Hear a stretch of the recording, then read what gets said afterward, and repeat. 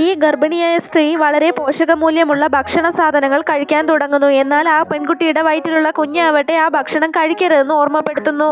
പക്ഷേ കഴിക്കാനെടുത്ത് ഭക്ഷണം പെൺകുട്ടി തിരികെ വെക്കുന്നത് കണ്ടിട്ട് അവളുടെ ഫ്രണ്ട് ആവട്ടെ പെൺകുട്ടിയുടെ ഭർത്താവ് ഈ ഭക്ഷണങ്ങളെല്ലാം പ്രത്യേകം അവൾക്ക് വേണ്ടി തയ്യാറാക്കിയതാണെന്ന്, അതുകൊണ്ട് തന്നെ ഒരു തരി പോലും ബാക്കി വെക്കാതെ മുഴുവനും കഴിക്കണമെന്ന് അവർ ആവശ്യപ്പെടുന്നു. പെൺകുട്ടിയുടെ സുഹൃത്ത് ഭക്ഷണത്തിൽ വിഷം കലർത്തിയിട്ടുണ്ടായിരുന്നു. ഭാഗ്യവശാൽ അവളുടെ വയറ്റിലുള്ള കുഞ്ഞ് അപകടം മനസ്സിലാക്കുന്നു.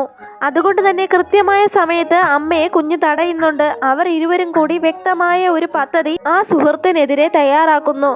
പെൺകുട്ടി പെട്ടെന്ന് തന്നെ തന്റെ ഭർത്താവിനോട് ഭക്ഷണത്തിൽ വിഷം കലർന്നിട്ടുണ്ടോ എന്ന് ടെസ്റ്റ് ചെയ്യണമെന്ന് ആവശ്യപ്പെടുന്നു. എന്നാൽ ഭർത്താവ് അവളോട് പറയുന്നു, ഇത് അവരുടെ സ്വകാര്യ കുടുംബ ആശുപത്രിയാണ്, അതുകൊണ്ട് തന്നെ ആർക്കും ഇതിൽ വിഷം കലർത്താനുള്ള ധൈര്യമൊന്നും ഉണ്ടാവില്ല എന്ന്. ഇത് കേട്ട് പെൺകുട്ടിക്ക് അവൾ സത്യങ്ങൾ പറഞ്ഞാലും അയാൾ അവളെ വിശ്വസിക്കില്ല എന്ന് മനസ്സിലാവുന്നു. അതുകൊണ്ട് തന്നെ അവളുടെ സുഹൃത്തിനോട് ആ ഭക്ഷണം ആദ്യം ഒന്ന് കഴിച്ചു നോക്കിയിട്ട് തനിക്ക് തരാൻ പറയുന്നു.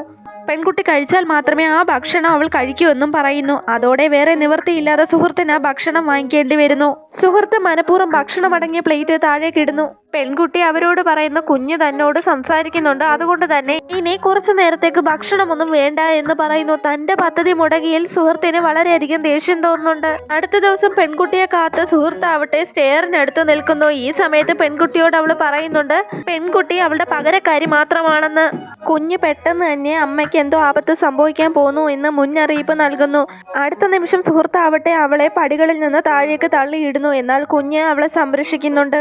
ഇനിയും സുഹൃത്തിനെ ഇങ്ങനെ വിട്ടാൽ പറ്റില്ല എന്നും ഇതിനു വേണ്ട തിരിച്ചടി കൊടുക്കണമെന്നും കുഞ്ഞ് അവളോട് ആവശ്യപ്പെടുന്നു.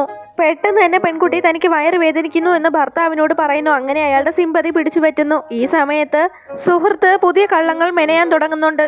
എന്നാൽ ഭർത്താവ് ആവട്ടെ മേലാൽ തന്റെ ഭാര്യയെ തൊട്ടുപോരുതെന്ന് പറഞ്ഞ് അവളെ താക്കീത് ചെയ്യുന്നു.